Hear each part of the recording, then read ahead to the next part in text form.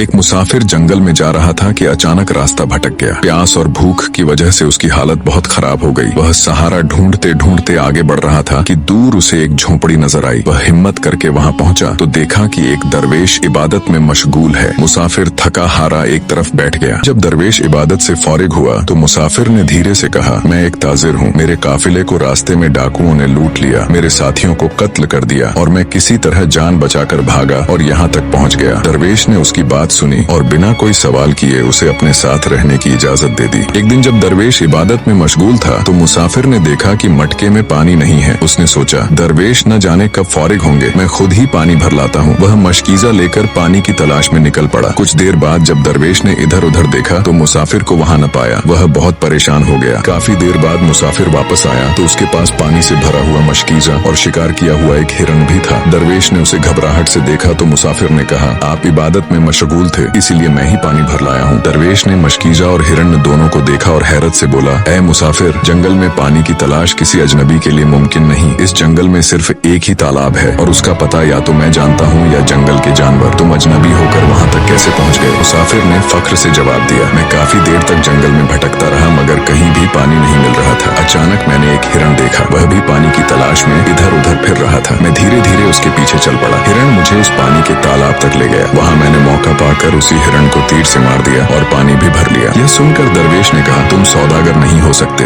यकीनन तुम किसी सल्तनत के बादशाह या शहजादे हो। मुसाफिर हैरत से बोला, आपको कैसे इल्म हुआ? मैं वाकई पड़ोसी मुल्क का हारा हुआ बादशाह हूँ। मैं अपने दुश्मनों से जान बचाकर यहाँ आपके पास आ पहुँचा हूँ, मगर आपने कैसे पहचाना? दरवेश ने कहा, वह हिरनी जिसने तुम्हें पानी तक पहुँचाया, तुमने उसी को मार डाला। यह काम आम लोग नहीं करते। इस तरह की नाशुक्री सिर्फ बादशाह ही करते हैं। जो उन पर भरोसा करता है वे उसी पर जुल्म ढाते हैं। बस इसी बात से मैं समझ गया कि तुम कोई शहजादे या बादशाह हो, वरना तुम कभी उस हिरनी का शिकार न करते जिसने तुम्हें रास्ता दिखाया। ये कहकर दरवेश झोपड़ी छोड़कर चला गया।